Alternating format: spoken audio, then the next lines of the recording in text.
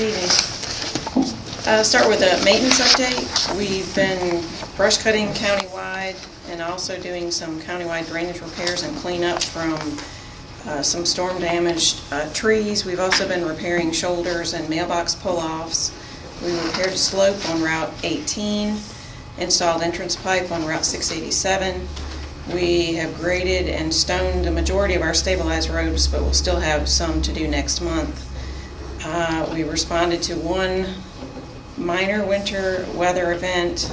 We've cleaned and prepped our snow equipment for the season and it's put away. Responded to citizen concerns as well. And this week is Work Zone Awareness Week, and yesterday we had a crash cushion parked up at Jerry's Run rest area as people stopped in so they can get an idea of the usefulness of those kinds of tools in a work zone. This is the thing that you usually see parked at the back of the work zone that gets compressed if it gets struck. A good safety measure for our folks in the field. So just a reminder to everybody that when you are going to the work zone, be aware of the signs and make sure you're watching out not only for yourself but other folks that are in there as well. For construction, we started work on Route 781, which is one of the rural rustic projects that you all have in your 6-year plan. Begin installing the cross pipes there, and we'll be doing the remainder of that work once those have a chance to settle.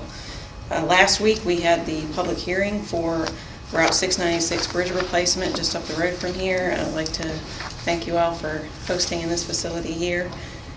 It's got some good public comment back, and we will be making some adjustments to plans and finalizing things and moving into the right-of-way base probably within the next 6 months. Also, we have a public hearing scheduled. This is for the SMART scale. These are large projects that are in the twice yearly meeting that we have. We're calling it SMART scale now rather than just a standard 6-year improvement program. That meeting will be held on Thursday, April the 27th. It's in Stanton. This is our district-wide one. It's at the Blue Ridge Community College at the Flecker Center for Continuing Education in Weir's Cave. And that will be held at 5:30. Some of these are very informal. They provide some comments and give you a chance to make some comments on boards at the end of the room, so just for your information. The other thing I would like to ask the board, it is our secondary 6-year plan public hearing time, and if the board is agreeable, I would like to schedule a joint public hearing for May the 2nd. Yes.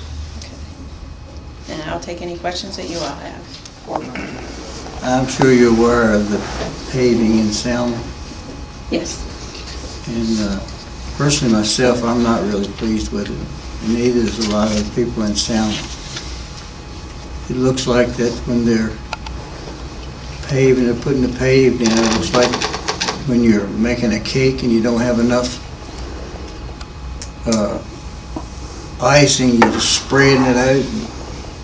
What you're seeing is in preparation for, I think you and I talked last year, we're doing a ceiling.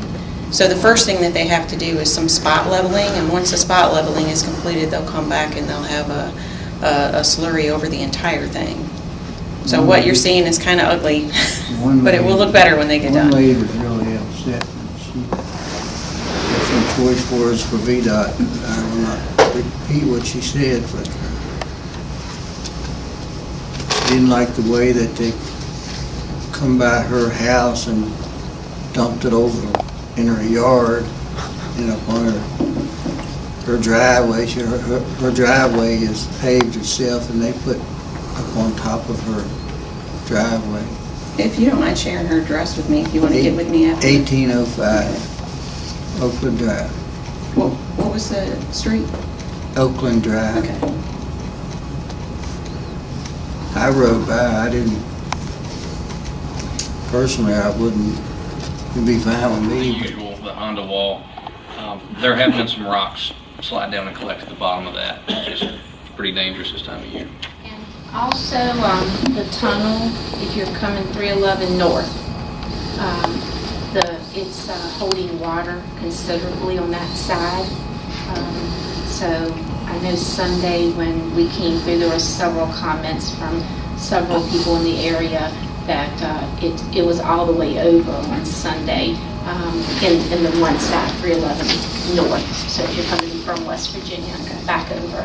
But the other side, every once in a while when we go through, we can see it standing. And I knew you had said that they was going to be doing, I didn't know if the repairs were finished on that. It was after the flood Right. and all that had happened. It's on the West Virginia side of the.